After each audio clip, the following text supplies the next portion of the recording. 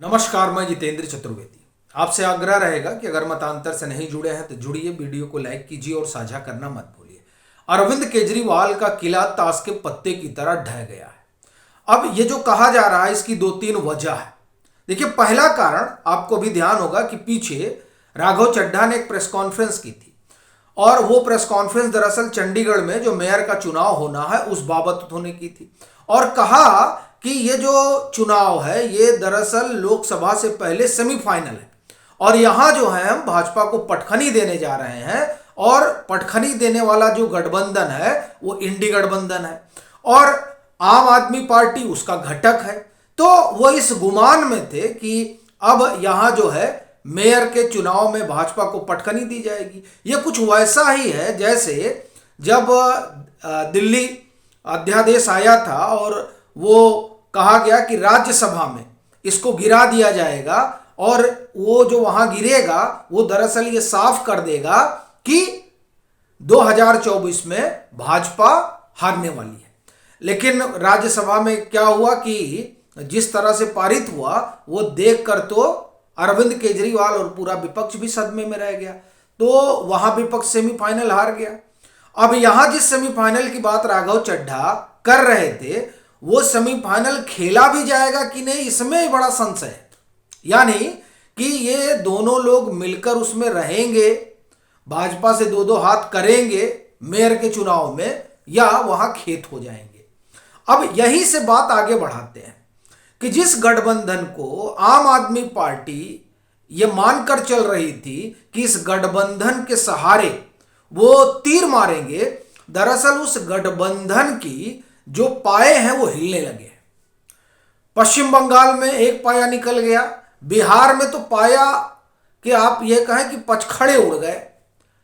तो जिस जिस गठबंधन के वो घटक थे वो गठबंधन ही अब अधर में लटक गया है, या मैं कहूं कि रसातल में चला गया। अधर वाला मसला ही नहीं रहा। वो इसलिए क्योंकि उस गठबंधन के जो सूत्रधार थे, जो उस गठबंधन की धुरी रहे, वो नीतीश कुमार रहे। अब नीतीश कुमार ही खिसक गए तो जब धुरी ही चली गई तो जाहिर सी बात है कि पूरा गठजोड़ जो है भरभरा के गिर गया। तो जब गठजोड़ ही गिर गया, परसेप्शन ही खत्म हो गया, तो अरविंद केजरीवाल क्या करेंगे? एक दूसरा यही परसेप्शन था जिसके सहारे ये लोग पंजाब में, हरियाणा में, दिल्ली में हुंकार भरने की कोशिश कर रहे थे। लेकिन जिस तरह से अरविंद केजरीवाल राम की शरण में गए हैं उससे यह तो स्पष्ट हो रहा है कि इनकी जमीन बड़ी तेजी से दरक रही है। तो वही जमीन बचाने के लिए इन्होंने दो बैसाखियां ली। एक तो ये गठबंधन में चले गए कि गठबंधन में रहेंगे तो एक नरेशन बनेगा, एक नरेटिव बनेगा और उसमें इनको सीटें मिल जाएंगी। क्योंकि दिल्ली में तो इनके हाथ कभी कुछ लगा नहीं है, चाहे 14 हो चाहे 19 हो, तो इनको लगा गठबंधन में रहेंगे तो यहां कुछ मिल जाएगा। और फिर यह भी इनको ख्याल आया कि अभी रामलला की लहर है तो उधर भी अगर झुक गए, सुंदरकांड वगैरह कर लिए, तो हो सकता है कि कुछ दाल गल जाए, ओट खिसक जाए। लेकिन जो ग्राउंड पर जिस तरह की बातें हो रही हैं वो तो स्पष्ट है कि उसमें कोई अरविंद केजरीवाल के साथ खड़ा होने का मन नहीं बना पा रहा है। अच्छा देखिए, ये बात जब एमसीडी का चुनाव चल रहा था तब भी स्पष्ट थी, क्योंकि एमसीडी के चुनाव में भी लोग यही कह रहे थे कि देखिए एमसीडी के लिए तो झाड़ू ठीक है, लेकिन जब बड़ा वाला चुनाव होगा, लोकसभा वाला, तो वहां मोदी के अलावा कोई नहीं। अब जो मोदी के अलावा कोई नहीं, यही चीज जो है अरविंद केजरीवाल को तब से खाई जा रही है। तो उसी के लिए उन्होंने गठबंधन से भी हाथ मिलाया, वो भी तब जबकि ये 125 करोड़ देशवासियों के साथ गठजोड़ कर रहे थे। तो इनको लगा कि नहीं, वो 125 करोड़ वाला हमारा फंडा नहीं चलेगा। तो ये जाकर अब आप ये समझिए कि कांग्रेस से गलबैया करने लगे। वो कांग्रेस जिसके खिलाफ इन्होंने राजनीति शुरू की। हालांकि लोग तो ये भी कहते हैं कि ये खिलाफ कभी थे ही नहीं, इनको तो खड़ा ही कांग्रेस ने किया था। और वो खड़ा इसलिए किया गया था क्योंकि उस समय 2014 में 13-14 में जिस तरीके का माहौल था, तो कांग्रेस को ऐसा लग रहा था कि अगर अरविंद केजरीवाल और उनकी पार्टी खड़ी रहेगी तो जो एंटी इनकम्बेंसी वोट है वो भाजपा और आम आदमी पार्टी में बट जाएगा। और फिर कांग्रेस के लिए कुछ जमीन बची रहेगी। अच्छा, ये कहा क्यों जा रहा है कि कांग्रेस ने खड़ा किया था? ये इसलिए कहा जा रहा है क्योंकि देखिए, खड़ा करने वालों में कौन थे? योगेंद्र यादव, प्रशांत भूषण। अभी देखिए किसकी ढपली बजा रहे हैं। अब ये सब जो है एक ही गाना गा रहे हैं। अभी देखिए योगेंद्र यादव तो भारत जोड़ो यात्रा, फिर भारत जोड़ो न्याय यात्रा, और अब घूम घूम कर बता रहे हैं कि असम में क्या कर दिया गया। अरे पश्चिम बंगाल का भी बताइए, और असम में जो हुआ वो क्यों हुआ ये भी बताइए। अपना कहना यह है कि जो लोग अभी कांग्रेस के संग, राहुल गांधी के संग खड़े दिखाई दे रहे हैं, उन्हीं लोगों ने इसको खड़ा किया था। और इसीलिए आप देखिए कि अरविंद केजरीवाल बार बार कांग्रेस के पास जाने के लिए परेशान रहते हैं। तो इनको कांग्रेस ने खड़ा किया, लेकिन बाद में मामला उल्टा पड़ गया। ये तो कांग्रेस को ही खाने लगे। कांग्रेस को लगा था कि भाजपा खाएंगे, लेकिन भाजपा छोड़िए, कांग्रेस का जो अपना आधार है वो आधार ही जगह जगह से खिसकने लगा। तो कांग्रेस सतर्क हो गई और अब कांग्रेस कहीं जाना नहीं चाहती है इनके साथ।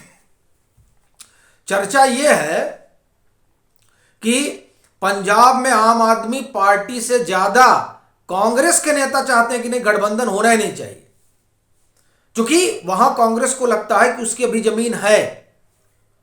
और दिल्ली में भी यह चर्चा चल रही है कि कांग्रेस पीछे हट रही है। चर्चा है ये, चूंकि इनके जो नेता हैं उनको तो ऐसा लग रहा है कि हमने सुंदरकांड का पाठ कर लिया, अब बस अब यहां जितना वोट है ये उनके ऊपर बरसेगा। मगर बड़ी चीज यह है कि अरविंद केजरीवाल से आप एक तरह से कहें कि कांग्रेस भी पल्ला झाड़ने की स्थिति में दिखाई दे रही है, जो स्थितियां और परिस्थितियां हैं।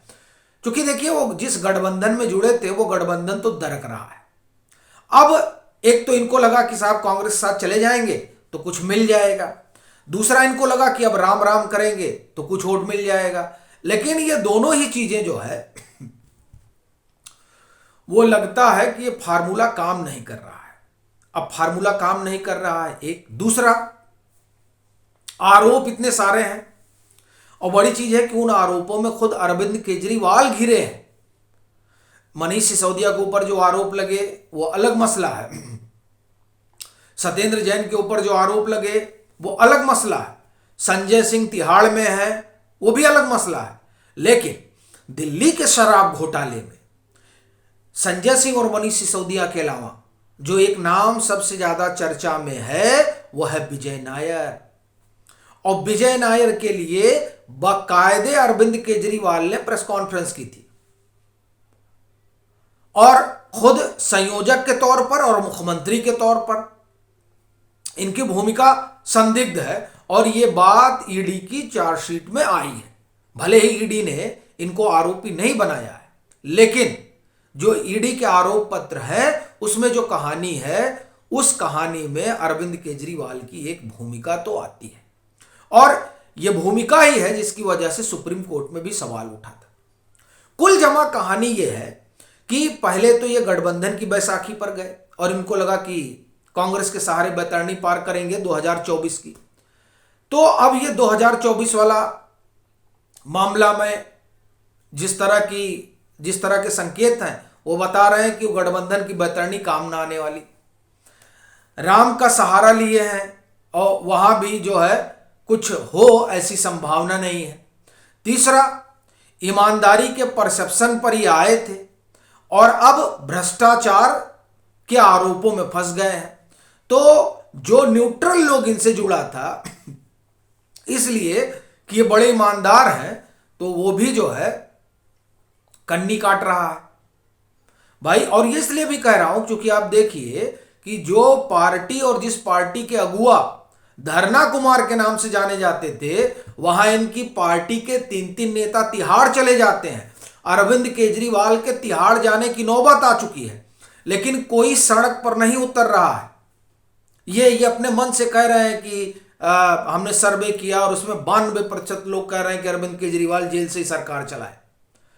अब अगर इतना ही भारी जनाधार होता तो अरविंद केजरीवाल के लिए एक, और दूसरा इनकी पार्टी के नेताओं के लिए हुजूम उतरता दिल्ली की सड़कों पर। लेकिन वो हुजूम नदारद है, वो जान रहा है कि ये नैतिकता की दुहाई देकर आए थे, भ्रष्टाचार विरोधी नारा देकर आए थे, लेकिन ना नैतिकता बची है और ना जिस नारे के साथ आए हैं वो नारा बचा है। तो इसलिए अरविंद केजरीवाल की जो जमीन खिसकी है, यही वजह है कि इनका जो किला है वो ताश के पत्ते की तरह ढहता हुआ दिखाई दे रहा है। और ऐसा नहीं कि दिल्ली, पंजाब में भी वो कोई बड़ी अच्छी स्थिति नहीं है, और गुजरात, हरियाणा और गोवा का तो बात ही मत करिए। वहां अगर इनको लोकसभा में एकाध प्रतिशत मत मिल जाए तो वही गनीमत है। अभी के लिए फिलहाल इतना ही। अगर आप मतांतर से नहीं जुड़े हैं तो जुड़िए, वीडियो को लाइक कीजिए और साझा करना मत भूलिए।